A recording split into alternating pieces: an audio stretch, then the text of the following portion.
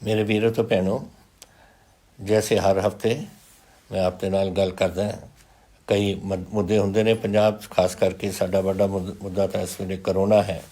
ਉਹਦੇ संबंध ਵਿੱਚ ਹੋਰ ਗੱਲਾਂ भी नाल दे नाल ਉੱਠ ਜਾਂਦੀਆਂ ਨੇ। पर पहला मैं करोना ते ਤੁਹਾਡੇ ਨਾਲ कुछ जिक्र करना चाਹੁੰਦਾ।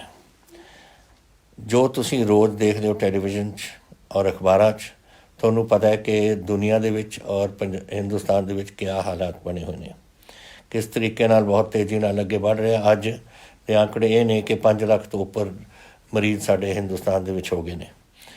कई शहर ने जैसे दिल्ली है, अपना बंबई है, तमिलनाडु है, कई ने जिहदे विच आंकड़े बहुत बिगड़ते जा रहे हैं। तो ये चीज़ां अपने हत्थ च हुंदियां ने। हुण पंजाब दे विच असीं काफ़ी देर तो मैं तुहानूं दसदा रहना कि किहड़े कदम आपां नूं चकने चाहीदे ने। मेरे कदम नहीं, वो जो मैडिकल फ्रटर्निटी है पूरे दुनिया की और खास करके साढ़े अपने जो डॉक्टर ने पंजाब दे, वो तुहानूं बार बार और हिंदुस्तान दे दसदे ने कि इनू तरीका कुछ नहीं, क्योंकि किसी को पता नहीं है बीमारी की है, किसी को पता नहीं कि कैसे इसका सामना करना है। पर लेकिन एको ही तरीका है इस वेले, और वो है कि तुसीं अपने मास्क पा के बाहर निकलो, तुसीं हत्थ धो, अपने सोशल डिस्टेंसिंग रखो। यही एक तरीका है जिहदे नाल आपां इसनूं रोक सकते हो। हुण मैं बार बार तुहानूं ये गल कहना, हर हफ्ते मैं कहना, तुसीं आप पढ़ते रहने हो, लेकिन आ देखो जो मैनूं अज आंकड़े कोई मिले ने कि तकरीबन एक कल के आंकड़े ने एक दिन के कि 4024 बंदे नूं चलान किया गया है कि अपने मास्क नहीं पाए। 45 नूं किया है कि तुसीं थुकदे हो पब्लिक प्लेस से। तुहानूं पता है कि थुक नाल ही अगर ये फैलना है ये बीमारी जिहड़ी हैगी। और जो सोशल डिस्टेंसिंग करने वास्ते 39 बंदियां नूं दा चलान होया। हुण इहदा फायदा की है? पहला तो थोड़ा चलान हुंदा है, तुहानूं पैसे देने पैणगे। दूसरा, तुसीं ये बीमारी लै सकदे हो, या अगर तुहानूं है तो तुसीं फैला सकदे हो, तुसीं होरां नूं दे सकदे हो, अपने महल्ले दे विच, नाल दे घरां दे विच, नाल दे गुआंढियां दे घरां दे विच, अपने घर दे विच ये गल्लां तुसीं एक हो सकदियां ने जिहदे नाल तुहाडी बीमारी तुहाडे परिवार दे विच लग जे। तो ये एक मैं इहनूं एंटी सोशल गल करदा, ये नहीं आपां नूं करनी चाहीदी। पंजाब नूं अगर बचाउणा है, आंकड़े जा रहे ने, वध रहे ने। आ देख लो मेरे आंकड़े जिहड़े पहलां अपने पंजाब दे विच हुंदे से 14, 15, 20 तक, तो वो हुंदा सी। दो कारण से उहदे, एक तो और मेजर कारण ये सी कि साडी टेस्टिंग बड़ी घट हुंदी सी। उदों साढ़े 700 तो शुरू किया, फिर असी 2200 ते पहुँचे, फिर असी हुण इस वेले 10,000 के करीब साडी टेस्टिंग हो रही है। तो ज्यों ज्यों टेस्टिंग बढ़ती जाती है तो आंकड़े थोड़े बढ़ते जा रहे हैं। लेकिन फिर भी 128 ने अज दे आंकड़े ने कि 128 बंदियां नूं आपां नूं नवें टेस्टिंग दे विचों कन्फर्म्ड केस निकले ने। टेस्टिंग बहुत हुई है, लेकिन 128 भी कोई छोटा नंबर नहीं। अज तक पूरे जिहड़े साडे करोना के केस निकले ने वो है 4,957 केस। ਉਹਦੇ ਵਿੱਚੋਂ 3,200 केस डिस्चार्ज हो गए, अपनी उन्हों का इलाज हो गया और वो घरे चले गए वापस। फिर भी 1610 केस हाले अपने स्टेट के पे ने, जोड़े हॉस्पिटल के या आइसोलेशन वार्ड के या अपने होम क्वारंटीन वगैरह पे ने। इन्हों 24 अपने आए ने ऑन हाई डिपेंडेंसी यूनिट जिन्होंने ऑक्सीजन की लोड़ है, और 6 बंदे अपने वेंटीलेटर के उपर लगे हुए हैं। हुण ये अच्छी गल नहीं, बढ़ता जा रहा। एक समय सी कि कोई वेंटीलेटर तो नहीं आता सी, एक समय सी जिथे डिपेंडेंसी यूनिट जोड़े अज 24 ने वो 4 होंदे से या 2 होंदे से। हुण तुसीं ये जिहड़ा मैं देख रहा है, ये वास्ते जिम्मेवार आपां सारे ही हैं जिहड़े आपां ये गल्लां नहीं मनदे और इस पंजाब दे विच अपने पंजाब दे विच गल्लां नूं फैलण देवांगे। हुण ये मैनूं पता है कि सिर्फ ये अपना ही काम नहीं, क्योंकि लोग बहुत बाहरों आ रहे हैं। हुण 12,000 ट्रक तो डेली आउंदा साडे पंजाब च, समान आउंदा है, इंडस्ट्री ने चलना है, राशनां दी लोड़ है, तो हर डेली तकरीबन 12,000 ट्रक उरे आउंदे ने। साढ़े कोल तकरीबन 6,000 तो उपर गड्डियां आउंदियां ने जिहड़ी GT रोड दे विचों आउंदियां ने। अगर 3-3 बंदे भी बैठे होण 18,000 तो उत्थे ही हो गए, और 12,000 दे विच 2 बंदे तो होणगे ट्रक च, तो देख लो कि 24,000 वो हो गया, तो 40,000 बंदा तो हर दिल्ली है इधरों आਉਂਦਾ राजस्थान तो होए, ਉੱਥੇ भी कोविड बहुत ਵਧਿਆ ਹੋਇਆ है।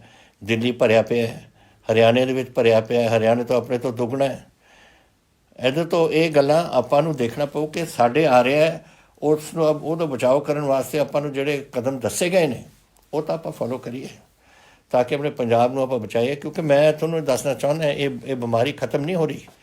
ਤੁਸੀਂ ਅਗਰ ਸਮਝਦੇ ਹੋ ਕਿ ਪੰਜਾਬ ਦੇ ਵਿੱਚ ਕੰਟਰੋਲ 'ਚ ਹੈ, ਉਹ ਇਸ ਵੇਲੇ ਸਾਡੇ ਹਿੰਮਤ ਨਾਲ ਹੈ, ਤੁਹਾਡੇ ਹਿੰਮਤ ਨਾਲ, ਗਵਰਨਮੈਂਟ ਦੀ ਹਿੰਮਤ ਨਾਲ ਸਾਰੇ ਅਸੀਂ ਇਸ ਨੂੰ ਰੋਕ ਸਕੇ ਹਾਂ ਕੁਛ ਹੱਦ ਤੱਕ। ਲੇਕਿਨ ਇੱਕ ਸਮੇਂ ਆਊਗਾ ਜਦੋਂ ਪੀਕ ਆਏਗੀ ਇਸ ਦੀ। ਹੁਣ ਪੀਕ ਕਦੋਂ ਆਊਗੀ ਮੈਂ ਵੀ ਨਹੀਂ ਦੱਸ ਸਕਦਾ, ਕੋਈ ਡਾਕਟਰ ਨਹੀਂ ਦੱਸ ਸਕਦਾ। ਕੋਈ ਜੁਲਾਈ ਕਹਿੰਦੇ ਨੇ, ਕੋਈ ਅਗਸਤ ਕਹਿੰਦੇ ਨੇ, ਕੋਈ ਸਪਟੈਂਬਰ ਕਰਦੇ ਨੇ, ਕੋਈ ਨਵੰਬਰ ਤੱਕ ਕਹਿੰਦੇ ਨੇ ਕਦੋਂ ਪੀਕ ਆਊਗੀ। ਹੁਣ ਪੀਕ ਉਹ ਕੈਸੇ ਆਉਣੀ ਹੈ, ਸਾਡੇ ਪੰਜਾਬ ਕਿੱਥੇ ਤਾਈਂ ਪਹੁੰਚਣੀ ਹੈ, ਮੈਂ ਵੀ ਨਹੀਂ ਦੱਸ ਸਕਦਾ ਤੁਹਾਨੂੰ। ਇਹ ਕੋਈ ਵੀ ਨਹੀਂ ਪਤਾ। ਦੇਖੋ ਅਮਰੀਕਾ 'ਚ ਕੀ ਹੋ ਰਿਹਾ, ਲੱਖ ਤੋਂ ਉੱਪਰ ਤਾਂ ਬੰਦਾ ਮਰ ਗਿਆ ਉੱਥੇ, ਔਰ 10 ਲੱਖ ਤੋਂ ਉੱਪਰ ਤਾਂ ਕੇਸਿਸ ਹੋ ਗਏ ਨੇ ਉੱਥੇ। ਤਾਂ ਇਹ ਬੜਾ ਸੀਰੀਅਸ ਸਿਚੁਏਸ਼ਨ ਹੈ ਜੋ ਸਾਡੇ ਦੇਸ਼ 'ਚ ਹੋ ਰਿਹਾ। ਹੁਣ ਵੀ ਦਿਨ ਪਰ ਦਿਨ ਦੇਸ਼ ਦੀ ਆંકੜੇ ਵਧੀ ਜਾ ਰਹੇ ਨੇ। ਤਾਂ ਇਸ ਕਰਕੇ ਮੈਂ ਤੁਹਾਨੂੰ ਇਹ ਬੇਨਤੀ ਕਰ ਰਿਹਾ ਕਿ ਤੁਸੀਂ ਇਸ ਨੂੰ ਬੜੀ ਗੰਭੀਰਤਾ ਨਾਲ ਸੋਚੋ। ਔਰ ਇਹ ਜਿਹੜੇ ਬੰਦੇ ਹੁਣ ਆਪਣੇ ਤੁਸੀਂ 4024 ਜੋ ਕੱਲ੍ਹ ਤੁਸੀਂ ਆਪਣਾ ਚਲਾਨ ਭਰ ਰਹੇ ਹੋ ਆਪਣਾ ਮਾਸਕ ਪਾਉਣ ਵਾਸਤੇ, ਇਹ ਨਾ ਕਰੋ ਬੇਟਾ। ਇਹ ਗਲਤ ਗੱਲ ਹੈ। ਇਹਦੇ ਨਾਲ ਆਪਾਂ ਬਿਲਕੁਲ ਆਪਣਾ ਸੂਬੇ ਦੇ ਵਿੱਚ ਤਬਾਹੀ ਲਿਆਵਾਂਗੇ। ਔਰ ਹੋਰ ਚੀਜ਼ਾਂ ਵੀ ਇਹ ਛੋਟੀਆਂ ਗੱਲਾਂ ਨੇ ਜਿਹੜੀਆਂ ਤੁਸੀਂ ਕਰ ਸਕਦੇ ਹੋ ਜਿਹਦੇ ਨਾਲ ਆਪਣਾ ਪੰਜਾਬ ਬਚ ਸਕਦਾ। ਤਾਂ ਇਹ ਸਮਝ ਕੇ ਕਿ ਹਾਲੇ ਔਖੀ ਘੜੀ ਆਉਣੀ ਹੈ ਪੰਜਾਬ ਦੇ ਵਿੱਚ, ਤੁਸੀਂ ਅੱਜ ਤੋਂ, ਮੇਰੀ ਬੇਨਤੀ ਹੈ ਤੁਹਾਨੂੰ ਕਿ ਤੁਸੀਂ ਅੱਜ ਤੋਂ ਆਪਣੇ ਕਦਮ ਚੱਕਣ ਲੱਗ ਜਾਓ ਜਿਹਦੇ ਨਾਲ ਆਪਾਂ ਆਪਣੇ ਪੰਜਾਬ ਨੂੰ ਦੇ ਵਿੱਚ ਇਸ ਕੋਵਿਡ ਨੂੰ ਫੈਲਣ ਤੋਂ ਬਚਾਈਏ। ਇੱਕ ਤਾਂ ਇਹ ਸੀ। ਦੂਜਾ ਮੈਂ ਇੱਕ ਦੋ ਗੱਲਾਂ ਹੋਰ ਤੁਹਾਨੂੰ ਕਹਿਣਾ ਚਾਹੁੰਦਾ ਸੀ ਕਿ ਇਹ ਅੱਜ ਫਿਰ ਮੈਨੂੰ ਇੱਕ ਬੁਰੀ ਖਬਰ ਸਾਨੂੰ ਆਈ ਹੈ ਕਿ ਇੱਕ ਸਾਡਾ ਨੌਜਵਾਨ ਲਾਂਸ ਨਾਇਕ ਸਲੀਮ ਖਾਨ 58 ਇੰਜੀਨੀਅਰ ਰੈਜੀਮੈਂਟ ਸਾਡੇ ਪਟਿਆਲੇ ਤੋਂ ਡਕਾਣਾ ਹਲਕੇ ਦੇ ਵਿੱਚ ਮਰਨੇੜੀ ਪਿੰਡ ਇੱਕ ਸਾਡਾ, ਉਹਦੇ ਵਿੱਚ ਉੱਥੇ ਰਹਿੰਦਾ ਸੀ, ਉਹ ਵੀ ਲਦਾਖ ਦੇ ਵਿੱਚ ਸ਼ਹੀਦ ਹੋ ਗਿਆ। ਪਤਾ ਨਹੀਂ ਉਹ ਪੁਰਾਣੇ ਉਹ ਜਿਹੜੇ ਜ਼ਖਮ ਸੀ ਉਹਦੇ ਕਰਕੇ ਹੋਏ ਜਾਂ ਕਿਆ ਕਾਰਨ, ਉਹ ਗਵਰਨਮੈਂਟ ਸਾਨੂੰ, ਆਰਮੀ ਸਾਨੂੰ ਦੱਸੂਗੀ। ਲੇਕਿਨ ਉਹ ਇੱਕ ਹੋਰ ਸਾਡਾ ਨੌਜਵਾਨ ਹਿੰਦੁਸਤਾਨ ਦਾ ਅੱਜ ਸ਼ਹੀਦ ਹੋਇਆ, ਇੱਕ ਇੱਥੇ ਔਰ ਇੱਕ ਪੂਨਾ ਵਿੱਚ। ਤਾਂ 2 ਸਾਡੇ ਜਵਾਨ ਸ਼ਹੀਦ ਹੋਏ ਨੇ। ਤਾਂ ਅਸੀਂ ਸ਼ਰਧਾਂਜਲੀ ਵੀ ਭੇਟ ਕਰਦੇ ਹਾਂ ਔਰ ਉਹਨਾਂ ਦੇ ਪਰਿਵਾਰਾਂ ਦੇ ਨਾਲ ਅਸੀਂ ਬਿਲਕੁਲ ਖੜ੍ਹੇ ਹਾਂ ਇਸ ਵੇਲੇ। ਜੋ ਕੁਛ ਅਸੀਂ ਐਲਾਨ ਕੀਤਾ ਹੋਇਆ ਉਹਨਾਂ ਨੂੰ 50 ਲੱਖ ਦਾ ਜਿਹੜਾ ਅਸੀਂ ਮੁਆਵਜ਼ਾ ਦੇਣਾ ਚਾਹੁੰਦੇ ਹਾਂ ਉਸ ਪਰਿਵਾਰ ਨੂੰ। ਔਰ ਨਾਲੇ ਉਹਨਾਂ ਦਾ ਇੱਕ ਬੰਦਾ ਕੋਈ ਵੀ ਉਹਨਾਂ ਦੇ ਪਰਿਵਾਰ ਤੋਂ ਜੋ ਕੋਈ ਨੌਕਰੀ ਸਰਕਾਰੀ ਲੈਣਾ ਚਾਹੁੰਦਾ ਉਹ ਸਾਨੂੰ ਦੱਸ ਦੇਣਾ, ਅਸੀਂ ਉਹਦਾ ਜ਼ਰੂਰ ਪ੍ਰਬੰਧ ਸਾਰਾ ਕਰਕੇ ਔਰ ਸਭ ਕੁਛ ਉਹਨਾਂ ਨੂੰ ਦੇਵਾਂਗੇ। ਇਹ ਅਸੀਂ ਸਾਰੇ ਆਪਣੇ ਜੋ ਸ਼ਹੀਦ ਹੁੰਦੇ ਨੇ ਆਪਣੇ ਦੇਸ਼ ਵਾਸਤੇ, ਉਹਨਾਂ ਸਾਰਿਆਂ ਵਾਸਤੇ ਕਰਾਂਗੇ ਅਸੀਂ। ਤੀਸਰੀ ਗੱਲ, ਕੁਛ ਦਿਨਾਂ ਤੋਂ ਤੁਸੀਂ ਦੇਖਦੇ ਆਏ ਹੋ ਕਿ ਅਸੀਂ ਇੱਕ ਆਲ ਪਾਰਟੀ ਮੀਟਿੰਗ ਸੱਦੀ ਸੀ। ਉਹ ਆਲ ਪਾਰਟੀ ਮੀਟਿੰਗ ਸੱਦੀ ਸੀ ਇਸ ਲਈ ਕਿਉਂਕਿ ਸੈਂਟਰ ਨੇ ਕੁਝ ਕਦਮ ਚੱਕੇ ਨੇ ਜਿਹੜੇ ਅਸੀਂ ਸਮਝਦੇ ਹਾਂ ਕਿ ਪੰਜਾਬ ਦੇ ਕਿਸਾਨਾਂ ਦੇ ਖਿਲਾਫ ਹੈ। ਪੰਜਾਬ ਕਿਸਾਨੀ ਦਾ ਇੱਕ ਸੂਬਾ ਹੈ। ਅਗਰ ਪੰਜਾਬ ਦੇ ਕਿਸਾਨਾਂ ਦੇ ਖਿਲਾਫ ਹੈ ਤਾਂ ਪੰਜਾਬ ਦੇ ਸੂਬੇ ਦੇ ਖਿਲਾਫ ਨੇ। ਉਹ ਆਰਡੀਨੈਂਸ 3 ਨੇ, ਐਗਰੀਕਲਚਰ ਮਾਰਕੀਟਿੰਗ 'ਤੇ, ਕੰਟਰੈਕਟ ਫਾਰਮਿੰਗ 'ਤੇ ਐਸੈਂਸ਼ੀਅਲ ਕਮੋਡਿਟੀਜ਼ 'ਤੇ। ਇਹ ਜੋ ਲੱਗਦਾ ਹੈ ਕਿ ਇੱਕ ਸ਼ਾਂਤਾ ਕੁਮਾਰ ਕਮੇਟੀ ਬਣੀ ਸੀ, ਉਹ ਸ਼ਾਂਤਾ ਕੁਮਾਰ ਕਮੇਟੀ ਨੇ ਇਹ ਕਿਹਾ ਕਿ MSP ਨੂੰ ਖਤਮ ਕੀਤਾ ਜਾਵੇ ਔਰ ਫੂਡ ਕਾਰਪੋਰੇਸ਼ਨ ਆਫ ਇੰਡੀਆ ਨੂੰ ਬਿਲਕੁਲ ਹੀ ਬੰਦ ਕਰ ਦਿਓ। ਜਦੋਂ ਫੂਡ ਕਾਰਪੋਰੇਸ਼ਨ ਆਫ ਇੰਡੀਆ ਬੰਦ ਹੋ ਜੂ ਔਰ ਉਹ ਖਰੀਦ ਨਹੀਂ ਕਰੂਗੀ ਫਿਰ MSP ਨਹੀਂ ਰਹਿਣੀ। ਹੁਣ ਮੈਂ ਬਾਰ-ਬਾਰ ਮੈਨੂੰ ਅਫਸੋਸ ਹੋਇਆ ਕਿ ਇੱਕ ਵੱਡੀ ਪਾਰਟੀ ਪੰਜਾਬ ਦੀ ਪਾਰਟੀ ਸ਼੍ਰੋਮਣੀ ਅਕਾਲੀ ਦਲ, ਮੈਂ ਬਾਰ-ਬਾਰ ਉਹਨਾਂ ਨੂੰ ਸਮਝਾਉਂਦਾ ਸੀ ਕਿ ਬਈ ਇਹ ਅੱਜ ਇਹ ਨਹੀਂ ਗੱਲ ਕਿ ਉਹਦੇ ਵਿੱਚ ਅੱਜ ਇਹਨਾਂ ਨੇ ਆਰਡੀਨੈਂਸ ਦੇ ਵਿੱਚ ਕੁਝ ਪਾਇਆ ਜਾਂ ਨਹੀਂ, ਪਰ ਇੱਕ ਵਾਰ ਇਹ ਸਾਰੀ ਗੱਲ ਤੁਸੀਂ ਇੱਕ ਵਾਰ ਆਪਣੀ ਫੂਡ ਕਾਰਪੋਰੇਸ਼ਨ ਚੱਕ ਦਿਓ ਔਰ ਤੁਸੀਂ ਇਹ ਸਭ ਕੁਛ ਨਿਕਲਦਾ ਹੈ ਸ਼ਾਂਤਾ ਕਮੇਟੀ ਰਿਪੋਰਟ ਦੇ ਵਿੱਚੋਂ, ਫਿਰ ਸਾਡੇ MSP ਇੱਥੇ ਰਹਿਣੀ ਨਹੀਂ। ਤਾਂ ਅੱਜ ਨਾ ਹੋਏ ਤੁਹਾਡੇ ਲਿਖਣ ਆਰਡੀਨੈਂਸ ਦੇ ਵਿੱਚ, ਲੇਕਿਨ ਜਦੋਂ ਤੁਸੀਂ ਤਾਕਤ ਦੇ ਦੋਗੇ, ਇੱਕ ਵਾਰ ਆਰਡੀਨੈਂਸ ਤੁਸੀਂ ਪਾਸ ਕਰਤੀ, ਫਿਰ ਤੁਹਾਡੇ ਪਾਰਲੀਮੈਂਟ ਨੇ ਪਾਸ ਕਰ ਦੇਣਾ, ਇੱਕ ਐਕਟ ਬਣਾ ਦੇਣਾ, ਫਿਰ ਜਦੋਂ ਮਰਜ਼ੀ ਤੁਸੀਂ ਜੋ ਮਰਜ਼ੀ ਕਰ ਲਓ ਉੱਥੋਂ। ਔਰ ਇਹ ਲੱਗ ਰਿਹਾ ਉਧਰ ਨੂੰ। ਔਰ ਮੈਂ ਕਿਹਾ ਸੀ, ਮੈਂ ਕਿਹਾ 560 ਕਰੀਬ MP ਨੇ ਸਾਡੇ, ਉਹਦੇ ਵਿੱਚੋਂ ਤੁਸੀਂ 13 MP ਨੇ ਜਿਹੜੇ ਸਾਡੇ ਪੰਜਾਬ ਦੇ ਨੇ। ਇੱਕ ਵਾਰ ਇਹ ਹੋ ਜਾਏ, ਜੋ ਅਕਾਲੀ ਦਲ ਕਹਿੰਦੇ ਨੇ ਅਸੀਂ ਗਾਰੰਟੀ ਲੈਣ, ਤੁਸੀਂ ਕੈਸੀ ਗਾਰੰਟੀ ਲੈ ਸਕਦੇ ਹੋ? ਤੁਸੀਂ ਇਹ ਗਾਰੰਟੀ ਕਹਿੰਦੇ ਅਸੀਂ, ਅਗਰ ਇਹ ਹੋ ਜਾਏ ਫਿਰ ਮੈਂ ਤੁਹਾਨੂੰ ਦੱਸ ਦਿੰਦਾ ਕਿ ਇਹਨਾਂ ਨੇ ਨਾਲ ਦੀ ਨਾਲ ਹੀ 13 MP ਕੁਛ ਵੀ ਨਹੀਂ ਕਰ ਸਕਣਗੇ, ਔਰ ਫਿਰ ਇਹ MSP ਖਤਮ ਹੋ ਜਾਣੀ ਹੈ ਸਾਡੇ ਪੰਜਾਬ 'ਚ, ਔਰ ਫਿਰ ਕਿਸਾਨੀ ਸਾਡੀ ਬਿਲਕੁਲ ਔਖੀ ਘੜੀ ਦੇ ਵਿੱਚ ਸਾਨੂੰ ਲੰਘਣਾ ਪਊ। ਕੱਲ੍ਹ ਉਹ ਦਿਨ ਜਿਸ ਦਿਨ ਹੋਇਆ ਸੀ ਇਹ ਆਲ ਇੰਡੀਆ ਇਹ ਜਿਹੜੀ ਆਲ ਪਾਰਟੀ ਮੀਟਿੰਗ, ਉਹ ਦਿਨ ਸਵੇਰੇ ਹੀ ਪਤਾ ਲੱਗਿਆ ਸੀ ਕਿ ਹੁਸ਼ਿਆਰਪੁਰ ਦੇ ਮੰਡੀ 'ਚ ਮੱਕੀ 600 ਰੁਪਏ ਕੁਇੰਟਲ ਵਿਕ ਰਹੀ ਸੀ, ਜਿੱਥੇ ਹੋਣੀ ਚਾਹੀਦੀ ਹੈ 1700 ਦੇ ਕਰੀਬ। ਤੋ ਇਸ ਕਿਸਮ ਦਾ ਜਿਹੜਾ ਕੰਮ ਹੈ ਇਹ ਪਾਰਟੀਆਂ ਨੂੰ ਜ਼ਿੰਮੇਵਾਰੀ ਨਾਲ ਦੇਖਣਾ ਚਾਹੀਦਾ, ਔਰ ਇੱਥੇ ਸਿਆਸਤ ਦੀ ਗੱਲ ਨਹੀਂ। ਸਿਆਸਤ ਮੈਨੂੰ ਯਾਦ ਹੈ ਜਦੋਂ ਸਾਡੀ ਪਿਛਲੀ ਸਰਕਾਰ ਸੀ, ਉਹ ਪਾਣੀ ਦਾ ਬਿੱਲ ਆਇਆ ਸੀ, SYL ਦਾ ਬਿੱਲ, ਔਰ ਉਦੋਂ ਮੈਨੇ ਜਾ ਕੇ ਬਿੱਲ ਪਾਸ ਕਰਾਇਆ। ਸਾਰੇ ਪਾਰਟੀਆਂ ਨੇ ਮੇਰਾ ਸਾਥ ਦਿੱਤਾ, ਪੂਰੀ ਵਿਧਾਨ ਸਭਾ ਇੱਕ ਪਾਸੇ ਸੀਗੀ, ਔਰ ਅਸੀਂ ਜਾ ਕੇ ਉਸ ਨੂੰ ਪਾਸ ਕਰਤਾ। ਮੇਰੀ ਪਾਰਟੀ ਔਖੀ ਹੋਈ। ਮੇਰੇ ਪ੍ਰਾਈਮ ਮਿਨਿਸਟਰ ਨੇ ਮੈਨੂੰ ਸੱਦਿਆ, ਡਾਕਟਰ ਮਨਮੋਹਨ ਸਿੰਘ ਜੀ ਨੇ ਮੇਰੇ ਨਾਲ ਔਖੇ ਸੀ ਕਿ ਤੁਸੀਂ ਪੂਰੇ ਹਿੰਦੁਸਤਾਨ ਦੇ ਵਿੱਚ ਜੋ ਅਸੀਂ ਕਾਨੂੰਨ ਔਰ ਜੋ ਐਕਟ ਬਣਾਇਆ ਤੁਸੀਂ ਉਹਦੇ ਖਿਲਾਫ ਜਾ ਰਹੇ ਹੋ। ਔਰ ਇਹੀ ਮੇਰੀ ਪਾਰਟੀ ਨੇ ਮੈਨੂੰ ਕਿਹਾ, ਸੋਨੀਆ ਗਾਂਧੀ ਜੀ ਨੇ ਮੈਨੂੰ ਕਿਹਾ। ਲੇਕਿਨ ਮੈਂ ਸੋਚਿਆ ਕਿ ਮੇਰੇ ਇੱਕ ਪਾਸੇ ਪਤਾ ਨਹੀਂ, ਹੋ ਸਕਦਾ ਹੈ ਕਿ ਔਖੇ ਹੋ ਕੇ ਮੈਨੂੰ ਇੱਥੇ ਜਿਹੜੀ ਮੈਂ ਚੀਫ ਮਿਨਿਸਟਰ ਬਣਿਆ ਹੋਇਆ ਮੈਨੂੰ ਉੱਥੋਂ ਲਾ ਦੇਣ, ਕੋਈ ਗੱਲ ਨਹੀਂ, ਕਿਉਂਕਿ ਮੇਰਾ ਪੰਜਾਬ ਔਰ ਪੰਜਾਬ ਦੀ ਕਿਸਾਨੀ ਨੰਬਰ 1 'ਤੇ ਮੇਰੇ ਸਾਹਮਣੇ ਮੈਨੂੰ ਨਜ਼ਰ ਆ ਰਹੀ ਸੀ। ਉਹਨਾਂ ਦਾ ਕੀ ਹੋਊਗਾ ਅਗਰ ਪਾਣੀ ਖਤਮ ਹੋ ਜਾਏ ਸਾਡੇ ਪੰਜਾਬ ਦਾ? ਫਿਰ ਉਹਨਾਂ ਦਾ ਕੀ ਹੋਊਗਾ? ਫਸਲਾਂ ਕਿੱਥੋਂ ਆਉਣਗੀਆਂ? ਪੰਜਾਬ ਕਿੱਥੇ ਜਾਊਗਾ? ਕਿਸਾਨੀ ਕਿੱਥੇ ਜਾਊ ਸਾਡੀ? ਉਹੀ ਮੈਂ ਇਹਨਾਂ ਨੂੰ ਕਿਹਾ ਸੀ ਉਸ ਦਿਨ ਕਿ ਆਪਣੇ ਆਪ 'ਤੇ ਤੁਸੀਂ ਤੁਹਾਡੀ ਅਗਰ ਐਰ ਅੰਡਰਸਟੈਂਡਿੰਗ ਦੂਜੀ ਪਾਰਟੀ ਨਾਲ, ਤੁਸੀਂ BJP ਦੇ ਸਾਥੀ ਹੋ, ਦਿੱਲੀ ਦੇ ਵਿੱਚ ਤੁਹਾਡੇ ਮਿਨਿਸਟਰ ਬੈਠੇ ਨੇ, ਅਗਰ ਉਹਦੇ ਕਰਕੇ ਤੁਹਾਨੂੰ ਔਖ ਹੈ ਤਾਂ ਉਹਨੂੰ ਪਾਸੇ ਛੱਡੋ, ਆਪਣੇ ਦਿਲ ਦੀ ਗੱਲ ਕਰੋ। ਔਰ ਦਿਲ ਦੀ ਗੱਲ ਹੈ ਕਿ ਇਹ ਜਿਹੜਾ ਹੈ ਇਹ ਆਰਡੀਨੈਂਸ ਖਰਾਬ ਨੇ, ਲੇਕਿਨ ਨਹੀਂ ਮੰਨੇ ਸਾਡੇ। ਔਰ ਹੁਣ ਤੁਸੀਂ ਦੇਖਦੇ ਰਹਿਣਾ, ਅਸੀਂ ਤਾਂ ਇਹਦੇ ਖਿਲਾਫ ਜਾ ਰਹੇ ਹਾਂ, ਅਸੀਂ ਇਹਦੇ ਬਿਲਕੁਲ ਅਸੀਂ ਇਹਦੇ ਨਾਲ ਸਾਥ ਨਹੀਂ ਕਰਨਾ। ਲੇਕਿਨ ਅਗਰ ਇਹ ਪਾਸ ਹੋ ਜਾਊਗਾ ਤਾਂ ਫਿਰ ਤੁਸੀਂ ਯਾਦ ਰੱਖੋ ਮੇਰੀਆਂ ਗੱਲਾਂ ਜਿਹੜੀਆਂ ਅੱਜ ਮੈਂ ਕਹਿ ਰਿਹਾ ਕਿ ਬਿਲਕੁਲ ਸਾਡੀ ਕਿਸਾਨੀ ਨੂੰ ਖਰਾਬ ਕਰਕੇ ਛੱਡਣਗੇ ਇਹ ਸ਼੍ਰੋਮਣੀ ਅਕਾਲੀ ਦਲ ਵਾਲੇ, ਸਿਰਫ ਇਸ ਲਈ ਕਿ ਅਸੀਂ BJP ਦੇ ਨਾਲ ਆਪਣਾ ਰਿਸ਼ਤਾ ਨਹੀਂ ਤੋੜਨਾ। ਦੇਖ ਲਓ, ਉਹਨਾਂ ਦੀ ਮਰਜ਼ੀ ਹੈ। ਅੰਤ ਵਿੱਚ ਤਾਂ ਤੁਹਾਡੇ ਕੋਲ ਹੀ ਆਉਣਗੇ, ਤੁਸੀਂ ਫਿਰ ਉਹਨਾਂ ਨੂੰ ਸਮਝਾ ਦੇਣਾ। ਹੁਣ ਮੈਂ ਆਉਣਾ ਚਾਹੁੰਦਾ ਤੁਹਾਡੇ ਕੁਝ ਸਵਾਲਾਂ 'ਤੇ ਜਿਹੜੇ ਤੁਸੀਂ ਮੈਨੂੰ ਅੱਜ ਕੀਤੇ ਨੇ। ਬਹੁਤ ਸਵਾਲ ਆਉਂਦੇ ਨੇ, ਫਿਰ ਸਾਡੀ ਜਿਹੜੇ ਟੀਮ ਹੈ ਉਹ ਬਹਿੰਦੀ ਹੈ, ਔਰ ਬਹਿ ਕੇ ਜਿਹੜੇ ਇੱਕੋ ਹੀ ਕਿਸੇ ਚੀਜ਼ 'ਤੇ ਜ਼ਿਆਦਾ ਸਵਾਲ ਹੋਣ ਉਹ ਸਵਾਲਾਂ ਨੂੰ ਫਿਰ ਕੱਢ ਕੇ ਬਾਹਰ ਲਿਆਉਂਦੇ ਨੇ। ਅਤੇ ਮੈਂ ਉਹ ਗੱਲ ਤੁਹਾਡੇ ਕੋਲ ਹੁਣੇ ਆ ਰਹੀ ਹੈ ਪਠਾਨਕੋਟ ਤੋਂ।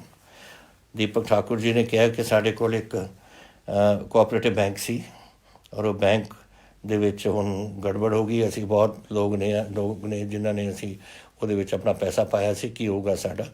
ਮੈਂ ਤੁਹਾਨੂੰ ਦੱਸਣਾ ਚਾਹੁੰਦਾ ਕਿ ਸਾਡੇ ਕੋਆਪਰੇਟਿਵ ਮਹਿਕਮੇ ਨੇ ਇੱਕ ਬੰਦਾ ਨਿਯੁਕਤ ਕੀਤਾ ਜੋ ਇਸ ਗੱਲ ਨੂੰ ਦੇਖ ਰਿਹਾ।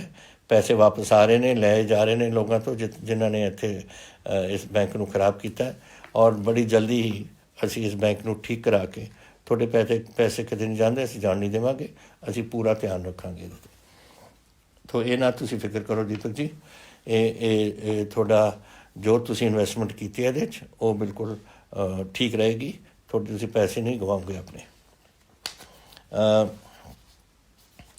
ਇਹ ਅਬੋਹਰ ਤੋਂ ਵਿਸ਼ਾਲ ਠਾਕੁਰ ਜੀ ਮੈਨੂੰ ਕਹਿੰਦੇ ਨੇ, ਪਿਛਲੀ ਵਾਰ ਵੀ ਆਇਆ ਸੀ ਇਹ ਸਵਾਲ ਕਿ ਅਬੋਹਰ ਤੋਂ ਕਿ ਬੜੇ ਲੰਬੇ ਪਾਵਰ ਕੱਟ ਹੁੰਦੇ ਨੇ। ਮੈਂ ਚੈੱਕ ਕਰ ਰਿਹਾ ਕਿ ਕਿਉਂ। ਸਾਰੇ ਪੰਜਾਬ ਤਾਂ ਹੁੰਦਾ ਨਹੀਂ, ਕਦੇ ਟ੍ਰਿਪਿੰਗ ਹੋ ਜਾਂਦੀ ਹੈ, ਉਹ ਵੱਖਰੀ ਗੱਲ ਹੈ, ਲੇਕਿਨ ਖਾਸ ਕਰਕੇ ਅਬੋਹਰ ਕਿਉਂ ਇਹ ਗੱਲ ਹੈ। ਔਰ ਮੈਂ ਹੁਣ ਬਿਜਲੀ ਬੋਰਡ ਨੂੰ ਇਹ ਸਵਾਲ ਕਰਕੇ ਮੈਂ ਜਵਾਬ ਲਊਂਗਾ, ਔਰ ਅਗਲੀ ਵਾਰ ਮੈਂ ਤੁਹਾਨੂੰ ਦੇਵਾਂਗਾ ਕਿ ਕੀ ਕਾਰਨ ਹੈ ਕਿ ਅਬੋਹਰ ਦੇ ਵਿੱਚ ਕਿਉਂ ਹੋ ਰਿਹਾ। ਮੈਂ ਨਹੀਂ ਹੁਣ ਦੇਵਾਂਗਾ ਇਸ ਗੱਲ ਨੂੰ। ਆਖਿਰਕਾਰ ਪੂਰੇ ਪੰਜਾਬ ਦੇ ਵਿੱਚ ਅਗਰ ਸਾਰੇ ਜ਼ਿਲ੍ਹਿਆਂ ਦੇ ਵਿੱਚ ਤੁਹਾਨੂੰ ਬਿਜਲੀ ਆ ਰਹੀ ਹੈ ਠੀਕ, ਅਤੇ ਅਬੋਹਰ 'ਚ ਕਿਉਂ ਇਹ ਕਮੀ ਆ ਰਹੀ ਹੈ, ਸਾਨੂੰ ਇਹ ਪਤਾ ਕਰਕੇ ਤੁਹਾਨੂੰ ਦੱਸਾਂਗੇ ਅਸੀਂ।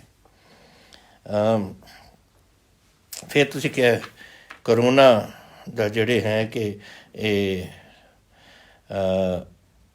ਜਿਹੜੀਆਂ ਵੱਡੇ ਹੌਸਪੀਟਲ ਨੇ ਕਰੋਨਾ ਵਾਸਤੇ ਉਹ ਜ਼ਿਆਦਾ ਬਿੱਲ ਵਗੈਰਾ ਉਹ ਦਿੰਦੇ ਨੇ, ਅਸੀਂ ਦੇ ਨਹੀਂ ਸਕਦੇ, ਸਾਡੇ ਕੋਲ ਇੰਨੀ ਗੁੰਜਾਇਸ਼ ਨਹੀਂ।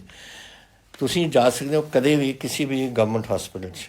ਕਰੋਨੇ ਦਾ ਅਸੀਂ ਬਹੁਤ ਉੱਥੇ ਪ੍ਰਬੰਧ ਕੀਤਾ ਹੋਇਆ ਹੈ, ਔਰ ਤੁਹਾਡੀ ਉੱਥੇ ਟ੍ਰੀਟਮੈਂਟ ਬਿਲਕੁਲ ਫ੍ਰੀ ਹੈ, ਟੈਸਟਿੰਗ ਵੀ ਫ੍ਰੀ ਹੈ, ਕੋਈ ਤੁਹਾਨੂੰ ਪੈਸੇ ਦੇਣ ਦੀ ਲੋੜ ਨਹੀਂ, ਔਰ ਟ੍ਰੀਟਮੈਂਟ ਵੀ ਤੁਹਾਡੀ ਫ੍ਰੀ ਹੈ। ਜਿੱਥੇ ਤਾਈਂ ਵੱਡੇ ਹਸਪਤਾਲਾਂ ਦਾ ਮਸਲਾ, ਅਸੀਂ ਇਹਨਾਂ ਨੂੰ ਟੇਕਅਪ ਕੀਤਾ ਹੋਇਆ, ਨੈਸ਼ਨਲ ਲੈਵਲ 'ਤੇ ਵੀ ਟੇਕਅਪ ਹੋ ਰਿਹਾ, ਅਸੀਂ ਵੀ ਕਰ ਰਹੇ ਹਾਂ ਕਿ ਇਹ ਤੁਸੀਂ ਨਹੀਂ ਕਰ ਸਕਦੇ ਕਿ ਇਸ ਤਰੀਕੇ ਨਾਲ ਇਹ ਪੈਸੇ ਗਰੀਬਾਂ ਤੋਂ ਤੁਸੀਂ ਲਓ ਵੱਡੀ ਇੱਕ ਕੋਈ ਬਿਮਾਰੀ ਵਾਸਤੇ। ਸੋ ਜਦੋਂ ਸਾਡੇ ਨਾਲ ਉਹਨਾਂ ਦੇ ਨਾਲ ਗੱਲ ਹੋਈ ਨਹੀਂ ਹੈ, ਡਾਕਟਰ ਤੁਸੀਂ ਦੇਖਿਆ ਹੋਣਾ ਹੈ ਕਿ ਮੈਡੀਕਲ ਜਿਹੜੀ ਸਾਡੀ ਐਸੋਸੀਏਸ਼ਨ ਹੈ ਪੰਜਾਬ ਦੀ, ਉਹ ਮੈਨੂੰ ਮਿਲਣਾ ਚਾਹੁੰਦੇ ਨੇ, ਮੈਂ ਵੀ ਮਿਲੂੰਗਾ, ਲੇਕਿਨ ਉਸ ਤੋਂ ਪਹਿਲਾਂ ਸਾਡਾ ਮਹਿਕਮਾ ਵੀ ਮਿਲੂ ਔਰ ਅਸੀਂ ਇਹਨਾਂ ਦਾ ਕੋਈ ਹੱਲ ਕੱਢਾਂਗੇ ਕਿ ਦੇयर हैज़ टू बी सिस्टम, ਕੋਈ ਸਿਸਟਮ ਹੋਣਾ ਚਾਹੀਦਾ। ਇਹ ਨਹੀਂ ਕਿ ਤੁਸੀਂ ਲੋਕਾਂ ਨੂੰ ਲੁੱਟਣ ਲੱਗ ਜਾਓ ਕਿਉਂਕਿ ਬਿਮਾਰੀ ਇਹਦੀ ਫੈਲ ਰਹੀ ਹੈ ਇੱਥੇ, ਇਹਦਾ ਵੀ ਹੱਲ ਅਸੀਂ ਕੱਢਾਂਗੇ। ਇੱਕ ਤੁਸੀਂ ਅਮਰਜੀਤ ਜੀ ਚੀਮਾ ਜਨਰਲ ਤੋਂ ਮੈਨੂੰ ਕਿਹਾ ਕਿ ਸਾਡੇ SUV ਗੱਡੀ 'ਚ 4 ਮੈਂਬਰ ਤੁਸੀਂ ਅਲਾਉ ਕਰ ਦਿਓ ਬੈਠਣ ਨੂੰ। ਬੇਟਾ ਤੁਸੀਂ ਜ਼ਿਆਦਾ 4 ਬੰਦੇ ਕਿਉਂ, ਆਪਣੇ ਪਰਿਵਾਰ ਨੂੰ ਸਾਰਿਆਂ ਨੂੰ ਉੱਥੇ ਬਿਠਾ ਲਓ, ਤੁਹਾਡੇ 4 ਸਾਹਮਣੇ ਦੀ ਸੀਟ ਹੈ, ਵਿਚਾਲੀ ਸੀਟ ਹੈ, ਪਿਛਲੀ ਸੀਟ ਹੈ, ਪਰ ਫੈਮਿਲੀ ਦੇ ਰਹੇ ਹੋਣ। ਇਹ ਨਹੀਂ ਕਿ ਤੁਸੀਂ ਫੈਮਿਲੀ ਵਰਤ ਕੇ ਤੁਸੀਂ ਹੋਰਾਂ ਨੂੰ ਬਿਠਾਉਣ ਲੱਗ ਜਾਓ। ਅਗਰ ਤੁਹਾਡੇ ਫੈਮਿਲੀ 5 ਮੈਂਬਰ ਨੇ ਜਾਂ 6 ਮੈਂਬਰ ਨੇ, ਸ਼ੌਕ ਨਾਲ ਤੁਸੀਂ ਬਿਠਾ ਦਿਓ, ਅਸੀਂ ਦੱਸ ਦਾਂਗੇ ਪੁਲਿਸ ਨੂੰ ਕਿ ਕੋਈ ਚਲਾਨ ਨਹੀਂ ਹੋਊਗਾ। ਇਹ ਆਪਣੀ ਫੈਮਿਲੀ ਵਾਸਤੇ ਕੋਈ ਵੀ ਆਪਣੇ ਬੰਦਿਆਂ ਨੂੰ ਉੱਥੇ ਬੱਚਿਆਂ ਨੂੰ ਲਿਜਾ ਸਕੂ ਨਾਲ। ਇੱਕ ਤੁਸੀਂ ਮੈਨੂੰ ਪੁੱਛਿਆ ਸੀ GNDU ਐਗਜ਼ਾਮਸ, ਇਹ ਹੈ ਪ੍ਰਿੰਸ ਗੁਰਦਾਸਪੁਰ ਤੋਂ, ਲਾਈਕ ਮਹਾਰਾਸ਼ਟਰ, ਹਰਿਆਣਾ, ਦਿੱਲੀ ਵਗੈਰਾ ਨੇ, ਇਹਨਾਂ ਨੇ ਬਿਲਕੁਲ ਕੈਂਸਲ ਕਰ ਦਿੱਤੀ। ਸਾਡਾ ਇੱਕ